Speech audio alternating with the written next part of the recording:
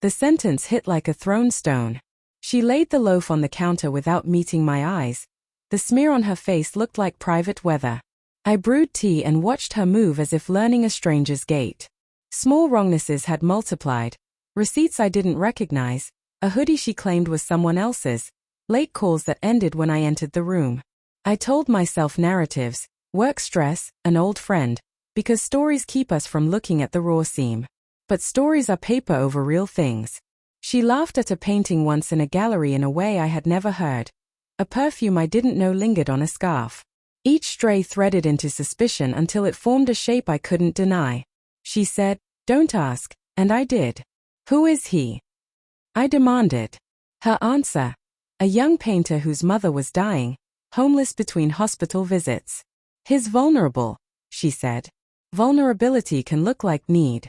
She admitted to a single kiss, clumsy, urgent, more grief than desire. She said she had pulled back.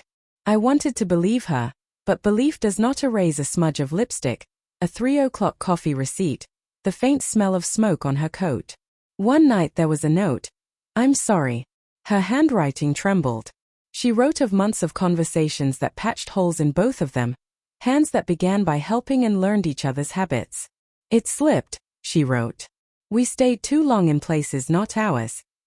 Anger arrived like frost, sharp. Under it came recognition. I catalogued my absences, late nights with my laptop, postponed conversations, listening to fix rather than to be present. Neglect, I saw, is an accomplice of betrayal.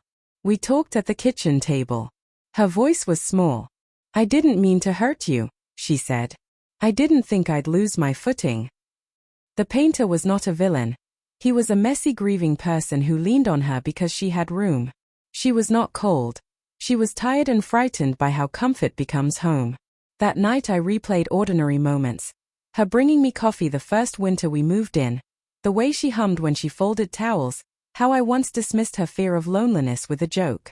I realized betrayal had grown in the quiet corners of our life, watered by my inattentiveness. It was not only her lapse.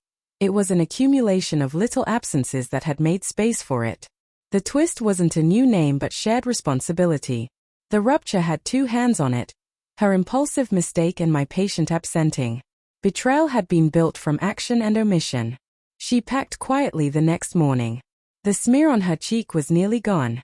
She folded a sweater, the loaf of bread from the cupboard she hadn't bought. "I need to find out who I am," she said. She closed the door. The apartment inhaled the space she left. I sat with my tea and watched steam vanish like promises. The discovery had been a blade, its lesson raw.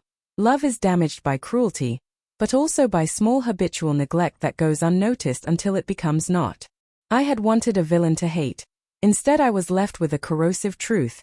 Two people, trying and failing, can wound each other with absence as surely as with infidelity. The makeup smear became a map of what we had always missed.